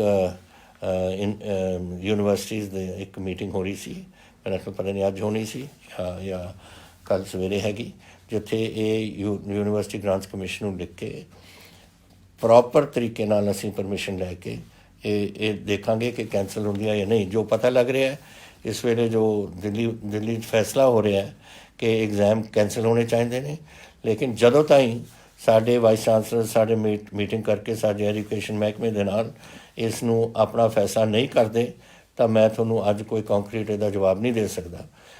ਉਹ ਜੈਸੇ ਹੀ ਪਤਾ ਲੱਗ ਜੂ ਸਾਨੂੰ ਕਿ ਉਹ ਫੈਸਲੇ ਕੀ ਹੋਇਆ ਇਸ ਕਮੇਟੀ 'ਚ, ਅਸੀਂ ਤੁਹਾਨੂੰ ਇਤਲਾਹ ਕਰ ਦਾਂਗੇ, ਲੇਕਿਨ ਜ਼ਿਆਦਾ ਦੇਰ ਨਹੀਂ ਤੁਹਾਨੂੰ ਵੇਟ ਕਰਨਾ ਪਊਗਾ। ਤੁਸੀਂ ਕਹਿ ਰਹੇ ਹੋ ਕਿ ਅਸੀਂ ਬੜੇ ਦਿਨਾਂ ਦੇ ਇੰਤਜ਼ਾਰ ਕਰ ਰਹੇ ਹਾਂ, ਸਿਰਫ 2 ਜਾਂ 3 ਦਿਨ ਦੀ ਲੋੜ ਹੈ, ਜਦੋਂ ਇਹ ਫੈਸਲਾ ਹੋ ਜੂ ਤੁਹਾਨੂੰ ਦੱਸਿਆ ਜਾਊਗਾ। ਕਰਨ ਸ਼ਰਮਾ ਜੀ ਲੁਧਿਆਣੇ ਦੇ ਕਹਿ ਰਹੇ ਨੇ ਕਿ ਸਾਡੇ ਤੁਹਾਡੇ ਮਿਨਿਸਟਰ ਨੇ, ਹੈਲਥ ਮਿਨਿਸਟਰ ਨੇ ਕਿਹਾ ਹੈ ਕਿ ਫਿਰ ਸਾਨੂੰ ਅੱਗੇ ਸ਼ਾਇਦ ਲੋਕਡਾਊਨ ਵਧਾਉਣਾ ਪਵੇ। ਦੇਖੋ ਬੇਟਾ, ਇਹ ਤੁਹਾਡੇ 'ਤੇ ਹੈ, ਮੇਰੇ 'ਤੇ ਹੈ, ਸਾਰੇ ਪੰਜਾਬ 'ਤੇ ਹੈ।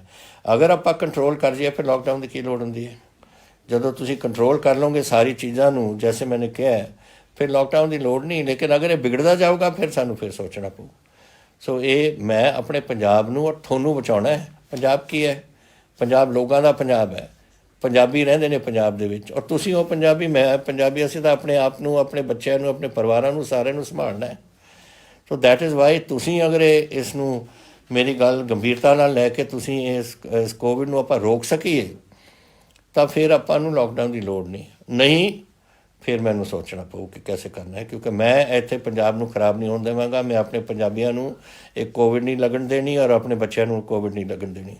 ਇਸ ਕਰਕੇ ਤੁਹਾਨੂੰ ਥੋੜ੍ਹਾ ਇਸ 'ਤੇ ਧਿਆਨ ਦਿਓ। ਤੁਸੀਂ ਭੁਪਿੰਦਰ ਸਿੰਘ ਜੀ ਸਰਾਹ ਪਾਤਰਾਂ ਤੋਂ ਪੁੱਛਦੇ ਨੇ ਕਿ ਮੇਰੇ ਪਿੰਡ ਹਰਿਆਈ ਖੁਰਦ ਹੈ ਔਰ ਉੱਥੋਂ ਪਾਤਰਾਂ ਜਾਣਾ ਪੈਂਦਾ, ਕੋਈ ਬੱਸਾਂ ਨਹੀਂ ਹੈ। ਹੁਣ ਇਹ ਬੱਸਾਂ ਜਿਹੜੀਆਂ ਮਿਨੀ ਬੱਸਿਸ ਆਮ ਤੌਰ 'ਤੇ ਪਿੰਡਾਂ ਤੋਂ ਲੈ ਜਾਂਦੀਆਂ ਨੇ ਪਾਤਰਾਂ, ਔਰ ਉੱਥੋਂ ਵੱਡੀਆਂ ਬੱਸਾਂ ਅੱਗੇ ਲੈ ਜਾਂਦੀਆਂ ਨੇ, ਇਹ ਇਸ ਲਈ ਮੇਰਾ ਖਿਆਲ ਨਹੀਂ ਚੱਲ ਰਹੀਆਂ ਕਿਉਂਕਿ ਪੈਟਰੋਲ ਹੋ ਗਿਆ ਬਹੁਤ ਮਹਿੰਗਾ, ਡੀਜ਼ਲ ਹੋ ਗਿਆ ਬਹੁਤ ਮਹਿੰਗਾ, ਔਰ ਅਸੀਂ ਸੋਸ਼ਲ ਡਿਸਟੈਂਸਿੰਗ ਰੱਖੀ ਸੀ ਕਿ ਅੱਧੇ ਬੰਦੇ ਆ ਸਕਦੇ ਨੇ ਔਰ ਫਾਸਲਾ ਛੱਡਣਾ ਚਾਹੁੰਦੇ, ਔਰ ਉਹ ਉਹਨਾਂ ਨੂੰ ਪੁੱਗਦਾ ਨਹੀਂ ਹੋਣਾ ਉਹਨਾਂ ਬੱਸਾਂ ਕਰਨ ਜਿਹੜੇ ਮਿਨੀ ਬੱਸਿਸ ਚਲਾਉਂਦੇ ਨੇ। ਇਸ ਕਰਕੇ ਇਸ ਜਿਹੜੀ ਰੁਕਾਵਟ ਸੀ ਇਸ ਨੂੰ ਮੈਂ ਹਟਾ ਰਿਹਾ। ਅੱਜ ਤੁਸੀਂ ਜਿਹੜੇ ਮਿਨੀ ਬੱਸਿਸ ਹੋਣ ਜਾਂ ਵੱਡੀਆਂ ਬੱਸਾਂ ਹੋਣ, ਇੱਕ ਸ਼ਰਤ 'ਤੇ ਕਿ ਕੋਈ ਬੰਦਾ ਬੱਸ 'ਚ ਨਹੀਂ ਚੜੂਗਾ ਜਦ ਤਾਈਂ ਮਾਸਕ ਨਹੀਂ ਪਾਉਂਦਾ। ਮਾਸਕ ਪਾਓ, ਬੱਸਾਂ ਚੜ੍ਹੋ। ਮਿਨੀ ਬੱਸਿਸ ਵੀ ਚੱਲਣਗੀਆਂ ਜਦੋਂ ਪੂਰੀਆਂ ਭਰੀਆਂ ਹੋਣਗੀਆਂ, ਔਰ ਵੱਡੀਆਂ ਬੱਸਾਂ ਵੀ ਚੱਲਣਗੀਆਂ, ਔਰ ਇਹ ਬੱਸ ਫਿਰ ਥੋੜ੍ਹੇ ਚੱਲਣ ਲੱਗ ਜਾਣਗੇ। ਲੇਕਿਨ ਤੁਸੀਂ ਆਪਣੇ ਮਾਸਕ ਪਾ ਕੇ ਉਹ ਬੱਸਾਂ ਦੇ ਵਿੱਚ ਬਹਿਣਾ। ਔਰ ਹੁਣ ਅਸੀਂ ਚੱਕਦੇ ਹਾਂ ਜਿਹੜਾ ਬੈਨ ਸੀਗਾ ਔਰ 50% ਰੱਖਦੇ ਸੀ, ਉਹ ਨਹੀਂ ਰੱਖਾਂਗੇ, ਨਾ ਛੋਟੇ ਬੱਸਾਂ 'ਚ, ਨਾ ਵੱਡੀਆਂ ਮਿਨੀ ਬੱਸਾਂ 'ਚ ਜਾਂ ਵੱਡੀਆਂ ਬੱਸਾਂ 'ਚ। 100% ਉੱਥੇ ਜਾ ਸਕਣਗੇ ਆਪਣੇ ਜਿਹੜੇ ਮੁਸਾਫਰ ਨੇ, ਲੇਕਿਨ ਇੱਕੋ ਹੀ ਕੰਡੀਸ਼ਨ ਹੈ ਕਿ ਮਾਸਕ ਪਾ ਕੇ। ਤੁਸੀਂ ਮੈਨੂੰ ਪ੍ਰੋਫੈਸਰ ਰਿਸ਼ਪਾਲ ਸਿੰਘ ਜੀ ਬਰਾੜ, ਸਾਰੀ ਕੈਨੇਡਾ ਤੋਂ ਮੈਨੂੰ ਤੁਸੀਂ ਪੁੱਛ ਰਹੇ ਹੋ ਕਿ ਜਿਹੜਾ ਥਰਮਲ ਪਲਾਂਟ ਹੈ ਬਠਿੰਡੇ ਦਾ, ਇਹਨੂੰ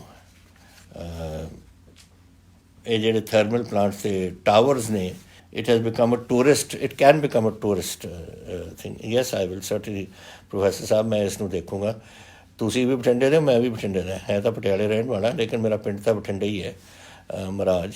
ਤੋ ਆਈ ਐਮ ਵੈਰੀ ਹੈਪੀ ਕਿ ਤੁਸੀਂ ਇਸ ਬਠਿੰਡੇ, ਸਾਡੇ ਬਠਿੰਡੇ ਨੂੰ ਬਿਲਕੁਲ ਦੇਖਣਾ ਚਾਹੁੰਦੇ ਹੋ ਔਰ ਇੱਕ ਹੈਰੀਟੇਜ ਸਿਸਟਮ ਨਾਲ ਦੇਖਣਾ ਚਾਹੁੰਦੇ ਹੋ।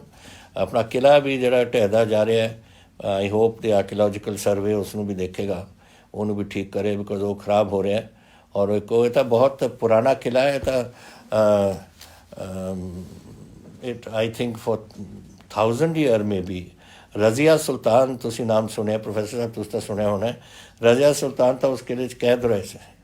ਸੋ it is a very old historical ਕਿਲ੍ਹਾ, ਉਹ ਵੀ ਅਸੀਂ ਦੇਖਣਾ।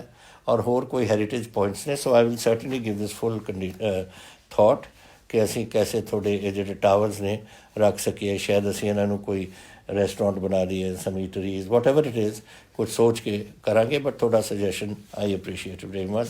ਬੜਾ ਧੰਨਵਾਦੀ ਹਾਂ ਤੁਹਾਡਾ ਇਹ ਸੁਝਾਅ ਵਾਸਤੇ। ਪੈਟਰੋਲ ਅਤੇ ਡੀਜ਼ਲ ਵੱਧਦਾ ਜਾ ਰਿਹਾ ਡੇਲੀ, ਇਹਦਾ ਕੀ ਕਰ ਸਕਦੇ ਹਾਂ? ਹੁਣ ਇਹ ਸਾਡੇ ਹੱਥ 'ਚ ਨਹੀਂ। ਅਸੀਂ ਵੀ, ਤੁਹਾਨੂੰ ਸ਼ਾਇਦ ਪਤਾ ਹੋਊਗਾ ਕਿ ਸਾਡੀ ਕਾਂਗਰਸ ਵਰਕਿੰਗ ਕਮੇਟੀ ਦੀ ਮੀਟਿੰਗ ਹੋਈ ਸੀ ਕਿ ਅੱਜ ਤੋਂ ਕੋਈ 4 ਕੁ ਦਿਨ ਹੋਏ, ਔਰ ਉੱਥੇ ਇੱਕ ਮੁੱਦਾ ਆਇਆ ਸੀ ਕਿ ਰੈਜ਼ੋਲੂਸ਼ਨ ਪਾਸ ਕੀਤਾ ਗਿਆ ਸੀ ਉਸ ਕਾਂਗਰਸ ਵਰਕਿੰਗ ਕਮੇਟੀ ਨੇ ਕਿ government should roll back on petrol and diesel charges.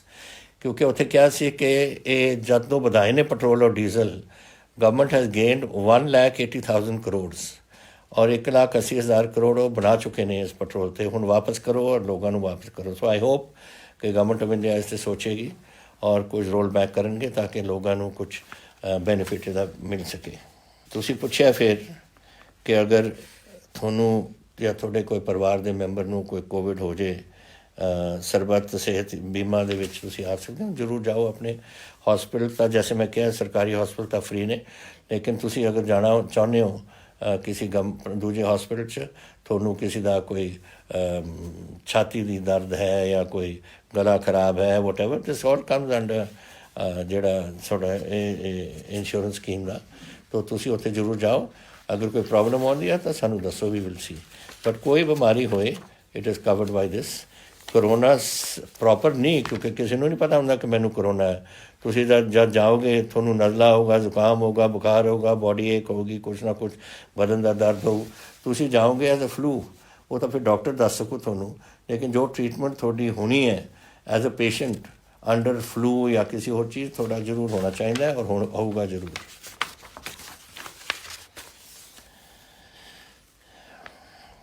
Gurpreet Gill ji ਲੁਧਿਆਣੇ ਤੋਂ ਮੈਨੂੰ ਪੁੱਛ ਰਹੇ ਨੇ ਕਿ ਤੁਸੀਂ ਪੱਖੋਵਾਲ ਦੀ ਸੜਕ ਜਿਹੜੀ ਹੈ ਸ਼ਹੀਦ ਕਰਤਾਰ ਸਿੰਘ ਸਰਾਭਾ ਦੇ ਨਾਮ 'ਤੇ ਰੱਖੀ ਹੈ, ਹਲਵਾੜਾ ਏਅਰਪੋਰਟ ਨੂੰ ਵੀ ਤੁਸੀਂ ਉਹਨਾਂ ਦੇ ਨਾਂ 'ਤੇ ਰੱਖੋ। ਬਹੁਤ ਤੁਹਾਡਾ ਸੁਝਾਅ ਅੱਛਾ ਹੈ। ਲੇਕਿਨ ਇਹ ਗੱਲਾਂ ਜਿਹੜੀਆਂ ਹੁੰਦੀਆਂ ਨੇ, ਇਹ ਸਾਡੇ ਵਾਸਤੇ ਗੱਲ ਨਹੀਂ। ਇਹ ministry of civil aviation government of India ਕਰਦੀ ਹੈ ਔਰ ਹੋਮ ਮਿਨਿਸਟਰੀ ਵਗੈਰਾ ਨਾਲ। ਲੇਕਿਨ ਜੈਸੇ ਅਸੀਂ ਮੋਹਾਲੀ ਦੀ ਜਿਹੜਾ ਏਅਰਪੋਰਟ ਹੈ ਉਹ ਸ਼ਹੀਦ ਭਗਤ ਸਿੰਘ ਦੇ ਨਾਂ ਅਸੀਂ ਰੱਖਣਾ ਚਾਹੁੰਦੇ ਹਾਂ, ਉਹ ਵੀ ਅਸੀਂ ਉਹਨਾਂ ਨੂੰ ਗਵਰਨਮੈਂਟ ਆਫ ਇੰਡੀਆ ਨੂੰ ਲਿਖਿਆ ਹੋਇਆ ਹੈ। ਅਤੇ ਇੱਥੇ ਵੀ ਤੁਹਾਡਾ ਜਿਹੜਾ ਇਹ ਆਪਣਾ ਹਲਵਾੜਾ ਏਅਰਪੋਰਟ ਹੈ, ਇਹ ਤੁਹਾਡਾ ਅੱਛਾ ਸੁਝਾਅ ਹੈ। ਅਸੀਂ ਏਅਰਪੋਰਟ ਨੂੰ ਟੇਕਅਪ ਕਰਾਂਗੇ ਗਵਰਨਮੈਂਟ ਆਫ ਇੰਡੀਆ ਨਾਲ, ਔਰ ਫਿਰ ਅਸੀਂ ਤੁਹਾਨੂੰ ਦੱਸਾਂਗੇ ਜਦੋਂ ਗਵਰਨਮੈਂਟ ਬਣ ਜਾਂਦੀ ਹੈ। ਰਮਨ ਸਿੱਧੂ ਜੀ ਬਠਿੰਡੇ ਤੋਂ ਕਹਿੰਦੇ ਨੇ ਕਿ ਬੱਸ ਪਰਮਿਟ ਸਾਨੂੰ, ਤੁਸੀਂ ਕਿਹਾ ਸੀ ਕਿ ਤੁਸੀਂ ਸਾਨੂੰ ਬੱਸ ਪਰਮਿਟ ਦੇ ਸਕੋਗੇ। ਪਤਾ ਨਹੀਂ ਤੁਹਾਨੂੰ ਕੈਸੇ ਨਹੀਂ ਪਤਾ ਲੱਗਿਆ। ਇਹ ਤਾਂ ਅਨਾਊਂਸ ਹੋ ਚੁੱਕਿਆ ਸੀ ਔਰ 30 ਜੂਨ ਸਾਡੀ ਲਾਸਟ ਡੇਟ ਸੀ ਕਿ ਤੁਸੀਂ ਆਪਣੇ ਮਿਨੀ ਬੱਸਿਸ ਦੀ ਆਪਣੀ ਲੈ ਸਕੋ। ਔਰ ਮੇਰਾ ਖਿਆਲ 30 ਜੂਨ ਤੱਕ ਤੁਸੀਂ ਅਗਰ ਅਪਲਾਈ ਨਹੀਂ ਕੀਤਾ, ਮੈਂ ਅੱਜ ਮਹਿਕਮੇ ਨੂੰ ਜ਼ਰੂਰ ਕਹੂੰਗਾ ਕਿ 15 ਦਿਨ ਤੁਹਾਨੂੰ ਹੋਰ ਦੇ ਦੇਣ। 15 ਜੁਲਾਈ ਤਾਈਂ ਅਸੀਂ, ਕਿਉਂਕਿ ਕੋਵਿਡ ਚੱਲ ਰਿਹਾ, ਕਈ ਲੋਕਾਂ ਨੂੰ ਸ਼ਾਇਦ ਖਬਰ ਨਹੀਂ ਆਈ ਹੋਣੀ, ਅਖਬਾਰ ਨਹੀਂ ਪਹੁੰਚੇ, ਤਾਂ ਤੁਸੀਂ 15 ਜੁਲਾਈ ਤਾਈਂ ਅਸੀਂ ਲੈ ਜਾਵਾਂਗੇ। ਤੁਸੀਂ ਹੁਣ ਅਪਲਾਈ ਕਰ ਦਿਓ। ਅਸੀਂ ਦੇ ਰਹੇ ਹਾਂ ਮਿਨੀ ਪਰਮਿਟਸ ਅਨਇੰਪਲੋਇਡ ਯੂਥ ਵਾਸਤੇ। ਜਿਨ੍ਹਾਂ ਨੇ ਲੈਣਾ ਤੁਸੀਂ ਜਾ ਕੇ ਉੱਥੇ ਅਪਲਾਈ ਕਰਕੇ ਲੈ ਲਓ। ਜਸਵੀਰ ਸਿੰਘ ਸੇਖੋ ਜੀ ਲੁਧਿਆਣਾ, ਤੁਸੀਂ ਪੁੱਛਿਆ ਕਿ ਅਸੀਂ ਔਨਲਾਈਨ ਹੁਣ ਪੜ੍ਹ ਰਹੇ ਹਾਂ, ਪਰ ਸਾਡੇ ਗਰਮੀਆਂ ਦੇ ਵਿੱਚ ਛੁੱਟੀਆਂ ਹੁੰਦੀਆਂ ਨੇ, ਤੁਸੀਂ ਸਾਨੂੰ ਛੁੱਟੀ ਨਹੀਂ ਇਜਾਜ਼ਤ ਕਰੋਗੇ। ਜੋ ਫੈਸਲਾ ਕੀਤਾ ਹੈ ਡਿਪਾਰਟਮੈਂਟ ਨੇ ਕਿ ਜਿਹੜੀਆਂ ਤੁਸੀਂ 2 ਮਹੀਨੇ ਸਕੂਲ ਤੋਂ ਬਾਹਰ ਰਹੇ ਹੋ ਉਹਨੂੰ ਛੁੱਟੀਆਂ ਗਿਣੀਆਂ ਜਾਣ। ਨਵੀਂ ਹੁਣ ਤੁਸੀਂ ਪੜ੍ਹ ਰਹੇ ਹੋ, ਘਰੇ ਬੈਠੇ ਹੋ, ਤੁਸੀਂ ਆਪਣੀ ਸਕੂਲ ਉੱਥੇ ਕਰੋ ਔਰ ਘਰੇ ਤੁਸੀਂ ਔਨਲਾਈਨ ਕਰਕੇ ਉੱਥੇ ਬੈਠੇ ਹੋਗੇ। ਸੋ ਛੁੱਟੀ ਇਹ ਹੋਰ ਨਹੀਂ ਅਸੀਂ ਵਧਾ ਸਕਦੇ। ਔਰ ਇਸ ਲਈ ਕਿਉਂਕਿ ਇਹ ਆਲ ਇੰਡੀਆ ਐਗਜ਼ਾਮਸ ਹੁੰਦੇ ਨੇ। ਹੁਣ ਤੁਸੀਂ 9ਵੀਂ ਕਲਾਸ 'ਚੋਂ 10ਵੀਂ ਕਲਾਸ ਤੁਹਾਡੀ ਆਲ ਇੰਡੀਆ ਐਗਜ਼ਾਮ ਹੋ ਔਰ ਅਸੀਂ ਚਾਹੁੰਦੇ ਹਾਂ ਕਿ ਤੁਸੀਂ ਬੜਾ ਅੱਛੀ ਤਰ੍ਹਾਂ ਪੜ੍ਹੋ ਔਰ ਅੱਛੇ ਤੁਹਾਡੇ ਮਾਰਕ ਆਉਣ ਤਾਂ ਕਿ ਤੁਸੀਂ ਬੜੀ ਚੰਗੀ ਤਰ੍ਹਾਂ ਆਪਣੀ ਵਿੱਦਿਆ ਹੋਰ ਪ੍ਰਾਪਤ ਕਰਕੇ ਇੱਕ ਅੱਛੀ ਨੌਕਰੀ ਲੈ ਸਕੋ। ਸੋ ਇਹਨੂੰ ਤੁਸੀਂ ਜਿਹੜੇ ਹੁਣ ਆਪਣੇ ਔਨਲਾਈਨ ਸਿੱਖ ਰਹੇ ਹੋ, ਸਿੱਖਦੇ ਰਹੋ ਔਰ ਉਸ ਤੋਂ ਬਾਅਦ ਹੌਲੀਡੇਜ਼ ਤਾਂ ਹੁੰਦੀਆਂ ਰਹਿੰਦੀਆਂ ਨੇ ਔਰ ਤੁਸੀਂ ਘਰ ਤਾਂ ਬੈਠੇ ਹੀ ਹੋ। ਸੋ ਥੋੜ੍ਹੀ ਦੇਰ ਤੁਹਾਨੂੰ ਪੜ੍ਹਨਾ ਪੈਂਦਾ ਔਨਲਾਈਨ ਔਰ ਫਿਰ ਤੁਸੀਂ ਥੋੜ੍ਹੀ ਛੁੱਟੀ ਹੋ ਸਮਝ ਲਓ ਇਸ ਨੂੰ। ਲੇਕਿਨ ਅਸੀਂ ਜ਼ਿਆਦਾ ਤੁਹਾਡੀ ਐਜੂਕੇਸ਼ਨ ਨੂੰ ਦੇ ਵਿੱਚ ਵਿਘਨ ਨਹੀਂ ਪਾਉਣਾ ਚਾਹੁੰਦੇ ਜਿਹਦੇ ਨਾਲ ਤੁਹਾਡਾ ਅੱਗੇ ਜਾ ਕੇ ਤੁਹਾਡਾ ਨੁਕਸਾਨ ਹੋਵੇ। ਤੁਸੀਂ ਮਨਦੀਪ ਰੰਧਾਵਾ ਜੀ ਨੇ ਕਿਹਾ ਕਿ ਮੇਜ਼ ਮੱਕੀ ਤੁਸੀਂ ਹੁਣ ਲਾਉਣਾ ਚਾਹੁੰਦੇ ਹੋ, ਝੋਨਾ ਨਹੀਂ ਲਾਉਣਾ ਚਾਹੁੰਦੇ, ਬੜੀ ਅੱਛੀ ਗੱਲ ਹੈ। ਲਾਓ ਮੱਕੀ ਜ਼ਰੂਰ ਤੁਸੀਂ ਔਰ ਤੁਹਾਨੂੰ ਸਬਸਿਡੀ ਮਸ਼ੀਨ ਦੀ ਮਿਲੇਗੀ। ਆਈ ਥਿੰਕ 40% ਤੁਹਾਨੂੰ ਇਹ ਮਿਲੇਗੀ ਸਬਸਿਡੀ। ਤਾਂ ਤੁਸੀਂ ਸਬਸਿਡੀ ਜਿਨ੍ਹਾਂ ਨੇ ਅਪਲਾਈ ਕਰ ਦਿੱਤਾ ਹੈ ਔਰ ਜਿਨ੍ਹਾਂ ਨੂੰ ਮਸ਼ੀਨਰੀ ਹੁਣ ਮਿਲ ਰਹੀ ਹੈ ਕਿਉਂਕਿ ਮੱਕੀ ਦਾ ਤਾਂ ਹੁਣ ਬੀਜਣ ਦਾ ਟਾਈਮ ਆ ਗਿਆ, ਤੁਹਾਨੂੰ ਨਾਲ ਦੇ ਨਾਲ ਹੁਣ ਉਹ ਮਨਜ਼ੂਰੀਆਂ ਤਿਆਰ ਹੋ ਰਹੀਆਂ ਨੇ ਔਰ ਤੁਹਾਨੂੰ ਨਾਲ ਦੇ ਨਾਲ ਤੁਹਾਨੂੰ ਸਬਸਿਡੀ ਦੇ ਦੇਣਗੇ 40%। ਸ਼ਾਲੂ ਅਰੋੜਾ ਜੀ ਅੰਮ੍ਰਿਤਸਰ ਤੋਂ, ਇਹ ਜਿਹੜੀ ਤੁਹਾਡੀ ਮੰਗ ਹੈ ਨਾ, ਜਦੋਂ ਮੈਂ ਤੁਹਾਡੀ ਉਮਰ ਦਾ ਸੀ ਮੈਨੂੰ ਵੀ ਇਹੀ ਮੰਗ ਹੁੰਦੀ ਸੀ ਕਿ ਸਕੂਲ ਬੰਦ ਹੀ ਰੱਖੋ। ਮੈਂ ਵੀ ਸੋਚਦਾ ਸੀ ਕਿ ਸਕੂਲਾਂ 'ਚ ਕਿਹਨੇ ਜਾਣਾ। ਬੇਟਾ ਤੁਸੀਂ ਹੁਣ ਦੇਖੋ ਦੁਨੀਆ ਕਿੰਨੀ ਵੱਧ ਗਈ ਅੱਗੇ, ਵਧੇ ਵਿੱਦਿਆ ਕਰਕੇ ਵਧੀਆ ਨਾ।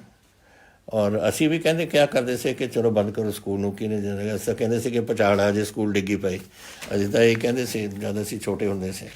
ਤੋ ਤੁਹਾਨੂੰ ਵੀ ਹੁਣ ਤੁਸੀਂ ਮੈਨੂੰ ਕਹਿ ਰਹੇ ਹੋ ਕਿ ਮੇਰੇ 1 ਸਾਲ ਵਾਸਤੇ ਸਕੂਲ ਹੀ ਬੰਦ ਕਰ ਦਿਓ। ਇਹ ਮੁਸ਼ਕਿਲ ਹੈ ਮੇਰੇ ਵਾਸਤੇ ਕਰਨਾ ਔਰ ਮੁਸ਼ਕਿਲ ਤੁਹਾਡੇ ਵਾਸਤੇ ਵੀ ਹੈ ਕਿਉਂਕਿ ਤੁਸੀਂ ਹੁਣ ਜਿਹੜਾ ਇਹ ਪੜ੍ਹਾਈ ਕਰ ਰਹੇ ਹੋ ਨਾ, ਤੁਸੀਂ ਫਿਰ 10ਵੀਂ 'ਚ ਅੱਛੀ ਤਰ੍ਹਾਂ ਤੁਹਾਡੇ ਰਿਜ਼ਲਟ ਹੋਣੇ ਚਾਹੀਦੇ ਨੇ, ਫਿਰ 12ਵੀਂ 'ਚ ਆਉਣਾ ਚਾਹੁੰਦੇ ਨੇ, ਫਿਰ ਤੁਸੀਂ ਯੂਨੀਵਰਸਿਟੀ ਕਾਲਜਿਸ ਜਾਓਗੇ।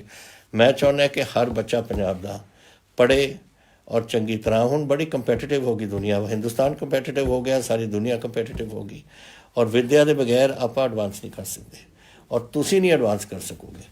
ਸੋ ਸਕੂਲਾਂ ਦਾ ਤਾਂ ਇਹੀ ਹੁੰਦਾ ਹੈ ਕਿ ਫਾਊਂਡੇਸ਼ਨ ਅੱਛਾ ਬਣਾ ਦੇਣ ਤੁਹਾਡੇ ਵਾਸਤੇ, ਫਿਰ ਤੁਹਾਡੇ ਅੱਗੇ ਤੁਸੀਂ ਜਾ ਕੇ ਆਪਣੀ ਚੰਗੀ ਵਿੱਦਿਆ ਦੇ ਖੇਤਰ ਦੇ ਵਿੱਚ ਤੁਸੀਂ ਅੱਗੇ ਵੱਧ ਸਕੋ ਔਰ ਆਪਣੇ ਵਾਸਤੇ ਇੱਕ ਜ਼ਿੰਦਗੀ ਦੇ ਵਿੱਚ ਕੋਈ ਨਾ ਕੋਈ ਕਦਮ ਇਹੋ ਜਿਹੇ ਚੱਕੋ ਜਿਹਦੇ ਨਾਲ ਸਾਰੇ ਤੁਹਾਡੀ ਸ਼ਲਾਘਾ ਕਰਨ। ਸੋ ਸਕੂਲ ਬੰਦ ਨਹੀਂ ਕਰ ਸਕਦੇ। ਹੁਣ ਆਪਾਂ ਔਖੀ ਘੜੀ ਵਿੱਚ ਲੰਘ ਰਹੇ ਹਾਂ। ਆਪਾਂ ਨੂੰ ਇਹ ਜਦੋਂ ਇਹ ਖਤਮ ਹੋਊ ਸਕੂਲ ਤੁਹਾਡੇ ਖੁੱਲ੍ਹਣਗੇ, ਪੜ੍ਹੋ ਚੰਗੀ ਤਰ੍ਹਾਂ ਬੱਚਾ ਔਰ ਅੱਗੇ ਨਿਕਲੋ ਤੁਸੀਂ ਔਰ ਵਾਹਿਗੁਰੂ ਕਰੇ ਤੁਹਾਨੂੰ ਅੱਗੇ ਬੜੇ ਚੜ੍ਹਦੀ ਕਲਾ 'ਚ ਰੱਖਣ ਔਰ ਤੁਸੀਂ ਚੰਗੇ ਆਪਣੇ ਜ਼ਿੰਦਗੀ ਦੇ ਵਿੱਚ ਕੋਈ ਕਦਮ ਬਣਾ ਸਕੋ। ਇਹ ਵਿਲੀਅਮਜੀਤ ਸਿੰਘ ਜੀ ਅੰਮ੍ਰਿਤਸਰ ਤੋਂ ਪੁੱਛ ਰਹੇ ਨੇ ਕਿ 1190 ਪੋਸਟਾਂ ਸੀਆਂ SSB ਨੂੰ ਦਿੱਤੀਆਂ ਹੋਈਆਂ ਫੋਰ ਪਟਵਾਰੀਜ਼। ਇਹ ਪਟਵਾਰੀ ਦੇ ਲਈ ਦਿੱਤੀਆਂ ਹੋਈਆਂ ਨੇ। ਇਹ ਪਟਵਾਰੀ ਵਾਸਤੇ ਇਹ ਚਲੀ ਗਈਆਂ ਨੇ, ਡਿਪਾਰਟਮੈਂਟ ਨੇ ਅੱਗੇ ਭੇਜ ਦਿੱਤੀਆਂ SSB ਨੂੰ। ਮੇਰਾ ਖਿਆਲ ਹੁਣ ਐਡਵਰਟਾਈਜ਼ਿੰਗ ਹੋਣ ਲੱਗੀ ਹੈ ਥੋੜ੍ਹੇ ਦਿਨਾਂ 'ਚ, ਤੁਹਾਨੂੰ ਬੁਲਾ ਲੈਣਗੇ ਤੁਹਾਡੀ ਇੰਟਰਵਿਊ ਵਾਸਤੇ। ਆ ਜਿਹੜਾ ਤੁਸੀਂ ਪੁੱਛਿਆ ਮੈਨੂੰ ਲੁਧਿਆਣੇ ਤੋਂ ਅਮਰਪਾਲ ਸਿੰਘ ਗਰੇਵਾਲ ਜੀ ਨੇ ਕਿ IPS ਦੇ ਵਿੱਚ 32 ਸਾਲ ਦੀ ਉਮਰ ਲਿਮਿਟ ਹੁੰਦੀ ਹੈ ਔਰ ਤੁਸੀਂ ਸਬ ਇੰਸਪੈਕਟਰ ਔਰ DSP ਦੀ ਸਿਲੈਕਸ਼ਨ ਵਾਸਤੇ ਵੀ 28 ਤੋਂ 32 ਸਾਲ ਲੈ ਜਾਓ। ਮੈਂ ਤੁਹਾਡੇ ਨਾਲ ਸਹਿਮਤ ਹੈ ਇਸ 'ਚ, ਲੇਕਿਨ ਮੈਂ ਅੱਜ ਨਹੀਂ ਇਹ ਫੈਸਲਾ ਤੁਹਾਨੂੰ ਸੁਣਾ ਸਕਦਾ। ਮੈਂ ਕੈਬਨਿਟ ਦੇ ਵਿੱਚ ਲੈ ਕੇ ਜਾਊਂਗਾ ਔਰ ਅਸੀਂ ਇਹਨੂੰ ਡਿਸਕਸ ਕਰਾਂਗੇ। ਪਰਸੋਂ ਨੂੰ ਕੈਬਨਿਟ ਹੈ, ਆਈ ਵਿਲ ਟਾਕ ਐਂਡ ਫਿਰ ਦੇਖਾਂਗੇ ਕਿ ਕੀ ਕਰ ਸਕਦੇ ਅਸੀਂ। ਤੋ ਇਹ ਸਵਾਲ ਸੇ ਕੁਛ ਜਿਹੜੇ ਆਪਨੇ ਮੈਨੂੰ ਕੀਤੇ ਨੇ। ਇਹ ਹੁਣ ਜਿਹੜੀਆਂ ਗੱਲਾਂ ਮੈਂ ਕੀਤੀਆਂ ਨੇ ਤੁਹਾਡੇ ਨਾਲ, ਪਲੀਜ਼ ਆਪਣੇ ਮਨਾਂ 'ਚ ਵਸਾਓ। ਪਹਿਲਾਂ ਮੈਨੂੰ ਹੋਰ ਕੁਛ ਤਾਂ ਦੇਖੋ ਹੁੰਦੇ ਰਹਿਣਗੇ। ਕੋਵਿਡ ਤੋਂ ਆਪਾਂ ਨੇ ਸੂਬੇ ਨੂੰ ਬਚਾਉਣਾ ਔਰ ਮੈਂ ਆਸ ਕਰਾਂਗਾ ਕਿ ਤੁਸੀਂ ਜਿਹੜੀਆਂ ਗੱਲਾਂ ਦੱਸੀਆਂ ਗਈਆਂ ਨੇ, ਮੈਂ ਵੀ ਦੱਸ ਰਿਹਾ, ਡਾਕਟਰਸ ਦੱਸ ਰਹੇ ਨੇ, ਅਖਬਾਰਾਂ 'ਚ ਆਉਂਦਾ, ਟੈਲੀਵਿਜ਼ਨ 'ਚ ਆਉਂਦਾ, ਸਭ ਕੁਛ ਆਉਂਦਾ, ਤੁਸੀਂ ਉਹ ਗੱਲਾਂ ਮੰਨੋ ਔਰ ਚਲੋ ਆਪਾਂ ਰਲ ਕੇ ਆਪਣੇ ਸੂਬੇ ਨੂੰ ਬਚਾਈਏ ਔਰ ਪੰਜਾਬ ਨੂੰ ਹਰ ਵੇਲੇ ਚੜ੍ਹਦੀ ਕਲਾ 'ਚ ਰੱਖੀਏ। ਅੱਜ ਦਾ ਦਿਨ ਵੀ ਇੱਕ ਚੀਜ਼ ਰਹਿ ਗਈ ਸੀ ਜਿਹੜੀ ਮੈਂ ਸਮਝਦਾ ਸੀ ਕਿ ਤੁਹਾਡੇ ਨਾਲ ਮੈਂ ਕਰਾਂ ਕਿ ਅੱਜ ਦੇ ਦਿਨ 1839 ਵਿੱਚ 27 ਜੂਨ ਨੂੰ ਮਹਾਰਾਜਾ ਰਣਜੀਤ ਸਿੰਘ ਸਾਹਿਬ ਇੱਥੇ ਪੂਰੇ ਹੋ ਗਏ ਸੀ ਉਹਨਾਂ ਦੇ ਬਾਰੇ ਥੋੜ੍ਹਾ ਆਪਾਂ ਨੂੰ ਧਿਆਨ ਦੇਣਾ ਚਾਹੀਦਾ ਸੀ ਕਿ ਇੱਕ ਬਹੁਤ ਮਹਾਨ ਯੋਧੇ ਸੀ, ਬਹੁਤ ਸਮਝਦਾਰ ਇੱਕ ਇਨਸਾਨ ਸੀ। ਇੱਕ ਇਹੋ ਜਿਹੇ ਇਨਸਾਨ ਸੀ ਜਿਹੜੇ ਬਿਲਕੁਲ ਪੜ੍ਹੇ ਲਿਖੇ ਨਹੀਂ ਸੀ, ਲੇਕਿਨ ਜਿਸ ਤਰੀਕੇ ਨਾਲ ਆਪਣਾ ਰਾਜ ਚਲਾਇਆ, ਜਿਸ ਤਰੀਕੇ ਨਾਲ ਫੌਜਾਂ ਦੀ ਕਮਾਂਡ ਕੀਤੀ, ਪਸ਼ਾਵਰ ਤੱਕ ਆਪਣੇ ਲੈ ਗਏ ਏਰੀਆ ਨੂੰ, ਪੰਜਾਬ ਦੇ ਏਰੀਆ ਨੂੰ ਫਤਿਹ ਕਰਕੇ। ਔਰ ਜਿਹੜੀ ਸਭ ਤੋਂ ਵੱਡੀ ਗੱਲ ਹੈ, ਕਦੇ ਇਹੋ ਜਿਹੀ ਗੱਲ ਨਹੀਂ ਹੋਣ ਦਿੱਤੀ ਪੰਜਾਬ ਦੇ ਵਿੱਚ ਕਿ ਮਜ਼ਹਬਾਂ ਦਾ ਕੋਈ ਝਗੜਾ ਹੋਵੇ। ਹੁਣ ਜੈਸੇ ਮੁਸਲਮਾਨ ਹੁੰਦੇ ਸੀ ਉਹਨਾਂ ਦੇ ਰਾਜ ਵਿੱਚ, ਉਹਨਾਂ ਨੂੰ ਪੂਰਾ ਸੀ ਕਿ ਤੁਸੀਂ ਸ਼ਰੀਆ ਜਿਹੜਾ ਕਾਨੂੰਨ ਹੈ ਇਸਲਾਮ ਦਾ ਉਹ ਤੁਸੀਂ ਮੰਨੋ।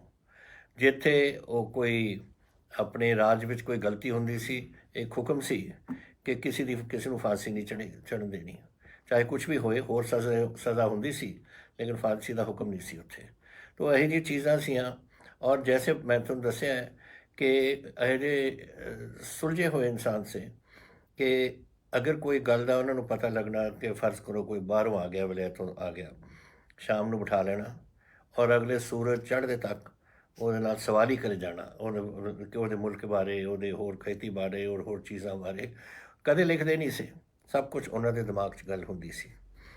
ਉਹਨਾਂ ਨੇ ਆਪਣੇ ਪੰਜਾਬ ਰਾਜ ਰੱਖਿਆ, ਜੋ ਸਾਡਾ ਪਹਿਲੀ ਲੜਾਈ ਅੰਗਰੇਜ਼ਾਂ ਨਾਲ ਹੋਈ 1846 'ਚ। ਫਿਰ ਸਾਡੀ ਦੂਸਰੀ ਜਿਹੜੀ ਚਿਲਿਆਂਵਾੜਾ, ਗੁਜਰਾਤ ਵਗੈਰਾ, ਰਾਮਨਗਰ ਇੱਧਰਲੇ ਪਾਸੇ 48 ਔਰ ਤੱਕ ਖ਼ਤਮ ਹੋ ਕੇ ਮੁਲਤਾਨ ਤੋਂ ਬਾਅਦ ਇੱਧਰ ਅਸੀਂ ਖ਼ਤਮ ਉੱਪਰਲੇ ਪਾਸੇ ਹੋਈ। ਲੇਕਿਨ ਔਰ ਉਹਨਾਂ ਦੇ ਜਾਣ ਤੋਂ ਬਾਅਦ 10 ਸਾਲ ਦੇ ਵਿੱਚ 39 'ਚ ਪੂਰੇ ਹੋਏ ਔਰ 10 ਸਾਲ ਦੇ ਵਿੱਚ ਇਹ ਰਾਜ ਆਪਣੇ ਉੱਥੇ ਮਹਾਰਾਜਾ ਸਾਹਿਬ ਦਾ ਲਾਹੌਰ ਦਾ ਰਾਜ ਖ਼ਤਮ ਹੋ ਗਿਆ। ਤੋ ਉਹ ਸੀ ਉਹਨਾਂ ਦੀ ਸ਼ਖਸੀਅਤ। ਅੱਜ ਅਸੀਂ ਉਹਨਾਂ ਦਾ 181ਵਾਂ ਉਹਨਾਂ ਦੇ ਪੂਰੇ ਹੋਏ 'ਤੇ ਬਰਸੀ ਮਨਾ ਰਹੇ ਆਪਾਂ। ਉਹਨਾਂ ਦੇ ਪੂਰੇ ਹੋਏ 'ਤੇ ਉਹਨਾਂ ਦਾ ਵੀ ਯਾਦ ਰੱਖੋ ਕਿ ਇੱਕ ਇਹੋ ਜਿਹੇ ਇਨਸਾਨ ਵੀ ਸਾਡੇ ਪੰਜਾਬ ਦੇ ਵਿੱਚ ਸੀ ਜਿਨ੍ਹਾਂ ਨੇ ਪੰਜਾਬ ਦਾ ਨਾਮ ਪੂਰੀ ਦੁਨੀਆ ਦੇ ਵਿੱਚ ਰੋਸ਼ਨ ਕੀਤਾ।